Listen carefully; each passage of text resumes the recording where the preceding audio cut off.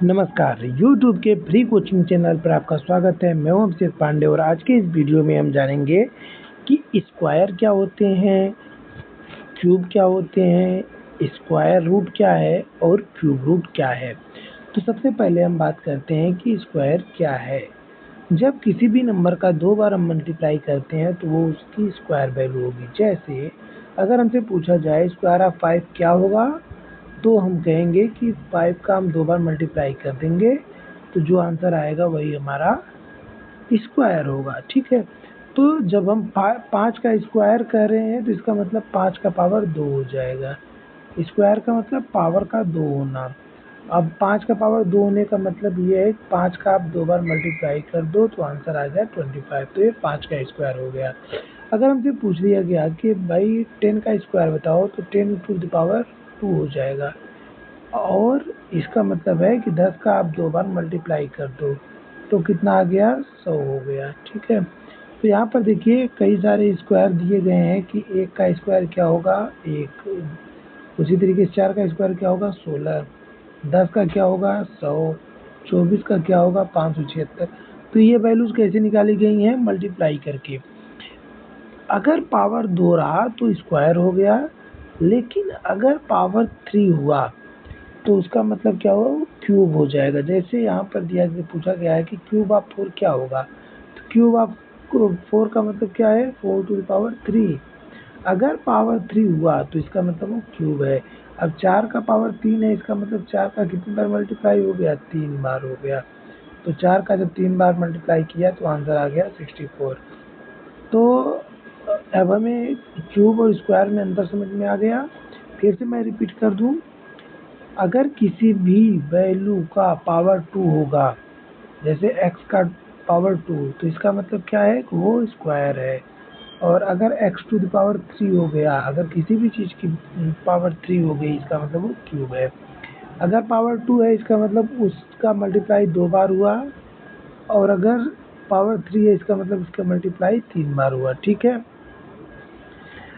तो अब बात करेंगे हम कि स्क्वायर रूट और क्यूब रूट क्या है। यहाँ पर देखिए 1 का क्यूब 1 होता है, 4 का क्यूब 64 होता है, 5 का क्यूब 125 होता है, 10 का क्यूब 1000 होता है। ये कुछ चीज़ें यहाँ पर आपको दिखाई गई हैं, आप यहाँ पे प्रैक्टिकली इसको सॉल्व भी कर सकते हो। अब बात करते हैं कि स्क्वायर रूट्स क्या होते हैं। तो स्क्वायर रूट कह सकते हैं कि देखिए यहाँ पर दो चीज़ें होंगी, एक तो स्क्वायर होता है और एक होता है स्क्वायर रूट।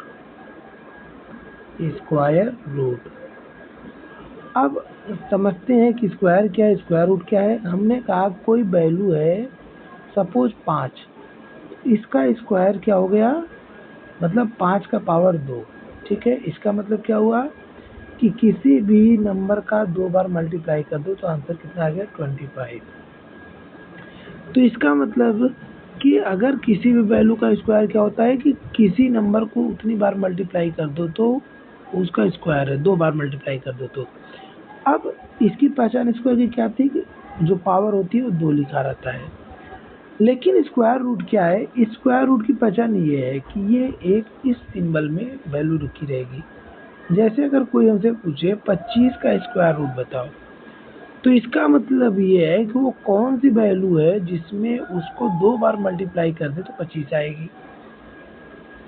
स्क्वायर रूट का क्या मतलब है कि 2 बार अगर मल्टीप्लाई कर दें सेम नंबर को तो वैल्यू 25 आ जाए, तो उसका पहचान ये होता है। अब यहाँ पर अगर कुछ नहीं लिखा है, मतलब समझ लो यहाँ पर 2 है, ये अभी मैं आपको थोड़ा आगे चल के बताने वाला हूँ।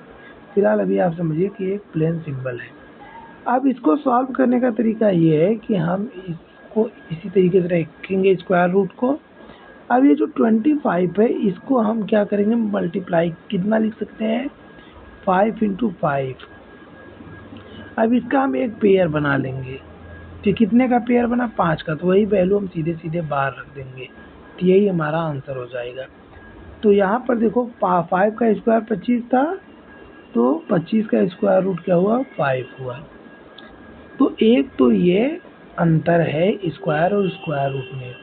उसी तरीके से अगर हमारे सामने बात आई क्यूब क्या है और क्यूब रूट क्या है, तो हम ये कहेंगे कि क्यूब में जैसे मान लो 4 था, 4 का पावर 3 था, तो पावर क्या होता है 3 होती है, लेकिन क्यूब रूट में क्या होगा, क्यूब रूट का सिंबल लग जाएगा। अब आप कहोगे ये स्क्वायर का है, हाँ देखने में स्क्वायर जैसा होता है, लेकिन यहाँ पर इस तरीके से 3 लिखा हुआ होगा।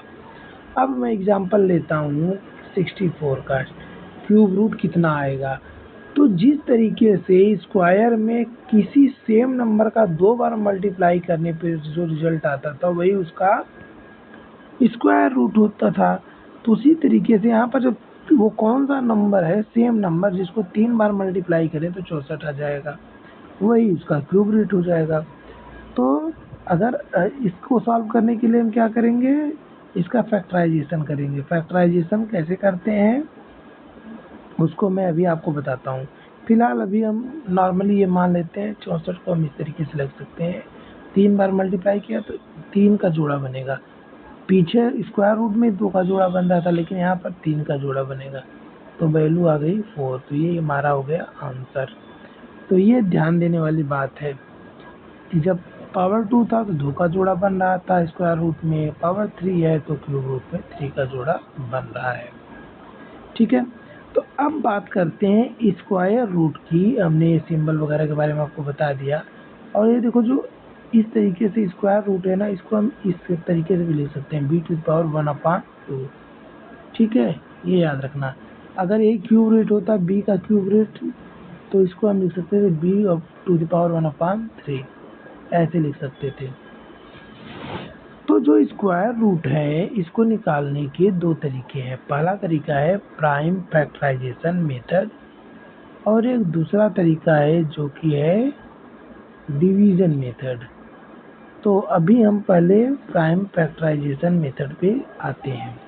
प्राइम फैक्टराइजेशन मेथड में जैसे हमें नंबर दिया गया कि 3136 का स्क्वायर रूट बताओ, ये प्रश्न है 3136 का स्क्वायर रूट। तो हम 3136 को पहले इस तरीके से लिख लेंगे।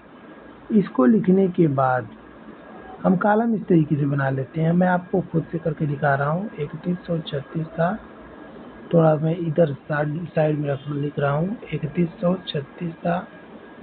अब हम ये देखेंगे कि ये वैल्यू किस तरीके से किससे कटेगी।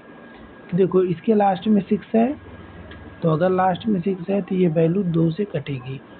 अभी मैं आपको बताऊंगा कि कैसे हम पहचाने कि कौन सा नंबर किस नंबर से कटेगा। फिलहाल अभी मैं ये बता दूं कि ये लास्ट में 6 है, मतलब ये 2 से कटेगा। तो हम 2 से डिवाइड करेंगे। जब 2 से डिवाइड करेंगे तो आएगा, 2 को 3 में डिवाइड करोगे तो 1 टाइम जाएगा, एक शेष बचेगा। अब ये हो गया 11, तो 2 बचे 10, 2 छंग 12, 1 बचा 2 8 16। फिर इसको 2 से डिवाइड कर देंगे तो आ जाएगा 2 7 14, 2 8 16, 2 चौक 8। फिर इसको 2 से डिवाइड करेंगे, आप नॉर्मली डिवाइड करोगे तब भी आपको आंसर यही मिलेगा, 2 तिहाई 6, 1 2 9 18, 2 4। देखो ये सारी चीज़ें ऐसे ही मिलती चली जा रही हैं। फिर 2 से डिवाइड करेंगे हम तो 2 1 का 2, 2 चौक 8, 2 छंग 12। फिर 2 से हम डिवाइड करेंगे, 2 सते 14, 2 तिहाई 6,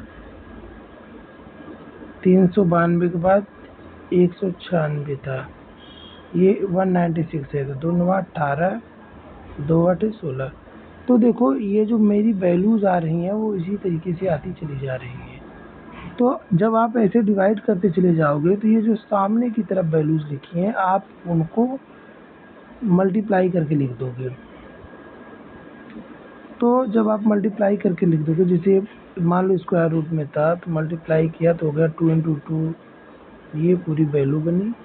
तो अब इसमें से हम चूंकि स्क्वायर रूट है तो 2 2 का जोड़ा बनाएंगे सेम नंबर का। तो जैसे 2 का जोड़ा 7 के साथ नहीं बनेगा, 7 का जोड़ा 7 के साथ, 2 का जोड़ा 2 के साथ, 2 का जोड़ा 2 के साथ, 2 का जोड़ा 2 के साथ।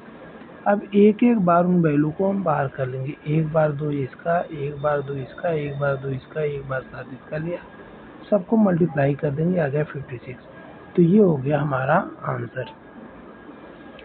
तो ये हमने स्क्वायर रूट किस फॉर्मूले से निकाला, प्राइम फैक्टराइजेशन मेथड से। अब हम डिवीजन मेथड से भी इसको कर सकते हैं। डिवीजन मेथड से करने के लिए क्या है, जैसे एक एग्जांपल लेते हैं, 2304 का स्क्वायर रूट कितना आएगा और डिवीजन मेथड से। तो डिवीजन मेथड कुछ लोगों के लिए आसान होता है, कुछ लोगों के लिए नहीं होता। फिलहाल मैं आपको बताता हूँ। इसमें जो बेसिक प्रिंसिपल ये है कि आपको लास्ट तरफ से जोड़ा बनाना है। ये हमने जोड़ा बना दिया 2 का, ये 2 का जोड़ा। अब आपको ये जो जोड़ा बना हुआ है, इसमें मैक्सिमम किस नंबर से डिवाइड कर सकते हो। तो यहाँ पर हम देखते हैं, अगर हम 5 से डिवाइड करेंगे तो 50 25 हो जाएगा, तो ये 23 से ज़्यादा हो जाएगा, तो ये गलत हो जाएगा क्योंकि 23 में से 25 नहीं जा पाएगा। तो हम 4 से डिवाइड करेंगे, ठीक है। तो यहाँ भी 4 रखेंगे। मैं फिर से आपको दिखाता हूँ। ये 2304 था, हमने लास्ट से जोड़ा बनाया। अब मैक्सिमम 4 से जा सकता है डिवाइड होकर, तो हमने 4 से डिवाइड किया। तो 4 में 4 को मल्टीप्लाई किया, 16 आ गया। अब जितने से मल्टीप्लाई डिवाइड किए हैं उतने को ही यहाँ पर ऐड भी करना होता है। तो ये आ गया कितना, 8 आ गया यहाँ पे। अब यहाँ पर इसको सब्सट्रैक्ट करोगे 23 में से 16 को, तो 23 में से 16 गया, बचा आपका 7। अब यहाँ पर 0 आ जाएगा, लेकिन 0 अकेला नहीं आएगा, जोड़े में ही आएगा। तो 0 4 एक साथ आ जाएंगे। अब यहाँ पर क्या वैल्यू लिखें कि यहाँ पर भी आ जाए वही वैल्यू और मल्टीप्लाई करने पर यहाँ सेम रिजल्ट मिले। तो यहाँ पर हम 8 लिखते हैं, तो यहाँ पर भी 8 चला जाएगा। अब 8 का इसमें मल्टीप्लाई करोगे मतलब 8 यहाँ जुड़ भी जाएगा। तो 8 64 और 7 704। तो भी देखो ये आंसर कितना आ गया, 48। तो ये जो वैल्यू ऊपर आई वही हमारा आंसर होगा। तो इसमें ये आंसर है, इधर से आपको कोई लेना देना नहीं है, ठीक है। तो आई थिंक आपको ये स्क्वायर क्या है, स्क्वायर रूट क्या है, क्यूब क्या है, क्यूब रूट क्या होते हैं। उसी तरीके से क्यूब रूट में क्या होगा, 3 का पेयर बनेगा, वो मैंने आपको पहले ही बता दिया। बाकी आपको प्रैक्टिस की ज़रूरत है। हाँ, कौन सा नंबर किस नंबर से कटता है इसको हम अगले वीडियो में जानेंगे। कल का हमारा वीडियो इसी टॉपिक पर होगा कि कौन सा नंबर 0 से कटेगा, कौन सा नंबर 1 से कटेगा, कौन सा नंबर 2 से, कौन सा नंबर 3 से डिवाइड होता है, कौन सा 4 से, कौन सा 5 से, कौन सा 6 से। इस तरीके से लगभग कई सारे नंबर्स का हम बता देंगे आपको, लगभग 20 नंबर तक का हम आपको बता देंगे, ठीक है। तो मिलते हैं अगले वीडियो में, तब तक के लिए take care and good bye.